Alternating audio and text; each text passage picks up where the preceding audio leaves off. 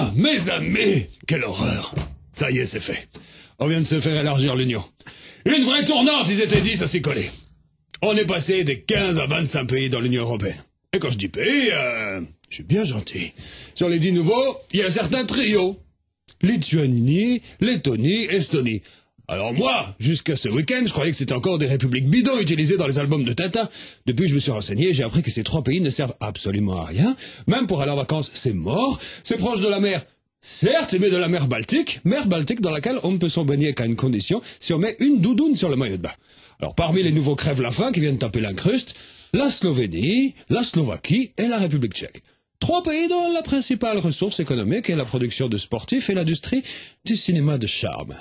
La Slovénie, la Slovaquie et la République tchèque seront un peu le Brésil de l'Europe. Une arrivée légale de footballeurs et de putes est donc à prévoir dans les jours prochains. En ce qui concerne les 2 pays suivants, la Hongrie et la Pologne, je suis plutôt pessimiste. Leur classement à la Fédération internationale de football est carrément risible, et sur les trottoirs, leurs filles n'ont jamais, à ce que je sache, fait leurs preuves.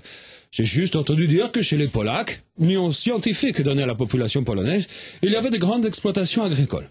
Alors là, vous m'excuserez, mais qu'est-ce qu'on en a à foutre des champs de patates des Moudjiks? Reste 2 pays. Et la vodka, alors? Malte et Chypre. Ça vaut pas le genre. Bref, c'est un débat d'éthylique. Malte et Chypre. En revanche, je dis willkommen à ces 2 stations balnéaires, qui, loin de la mer Baltique, offrent la possibilité d'aller nu fendre l'onde et l'écume des eaux bouillonnantes. En plus, dans ces pays, la population est accueillante et festive. Le paradis, donc. Surtout quand on sait que Chypre est aussi appelée l'île d'Aphrodite.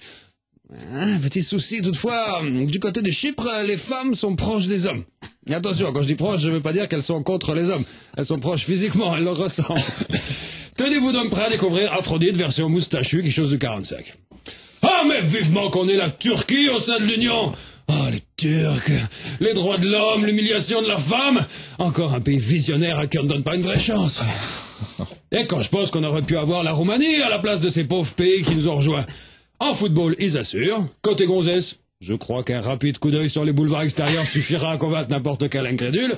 Et puis merde quoi, c'est quand même eux qui ont inventé les manouches, l'art de voler les poules, de jouer de la guitare à la verticale. Si seulement les négociations boulevard Pereire avaient pas échoué.